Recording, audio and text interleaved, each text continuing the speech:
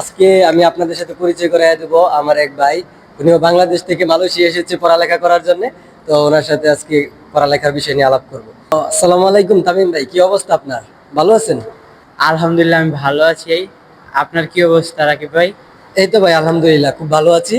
তো আপনি যদি আজকে আমার দর্শকদের উপলক্ষে বলতেন যে মালয়েশিয়ায় স্টুডেন্ট বিষয়ে কিভাবে আসলেন, বা বাংলাদেশ থেকে কি কারো মালয়েশিয়ায় পড়তে আসা উচিত কিনা, বা কিরকম বেটার হবে কিনা, এটা একটু কোনা বলতেন যদি। আমার হিসাবে মালয়েশিয়া অনেক সুন্দর একটি কান্ট্রি, যা পড়াশোনার জন্য অনেক সুন্দর।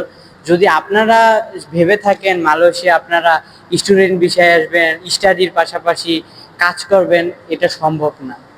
কাজের পাশাপাশি স্টাডি রানিং করা খুব কঠিন। তো আপনি বলতে চাইতেছেন যে মালয়েশিয়ায় কেউ কাজের উদ্দেশ্যে স্টুডেন্ট বিষয়ে না আসাটাই বেটার হবে, যে স্টুডেন্ট বিষয়ে এসে কাজ করার যদি উদ্দেশ্য থাকে তাহলে স্টুডেন্ট বিষয় যেন না আসে, যদি পড়ালেখার ইচ্ছা থাকে সত্যিকারের তাহলে যেন স্টুডেন্ট বিষয় আসে, এটাই তো বলতে চাইছেন, ঠিক তাই না? হ্যাঁ, আমি এটাই বলতে চাচ্ছি। স্টাডির জন্য মালয়েশিয়া একটি বেস্ট। আইএলস মালয়েশিয়া আসতে স্টুডেন্টের জন্য কোনো আইএলস লাগে না, আপনি ইজিলি আসতে পারবেন। আপনি যদি স্টাডি রানিং করতে চান তাহলে ইজিলি আপনি মালয়েশিয়া স্টাডি রানিং করতে পারবেন, কিন্তু কাজের উদ্দেশ্যে আসবেন না।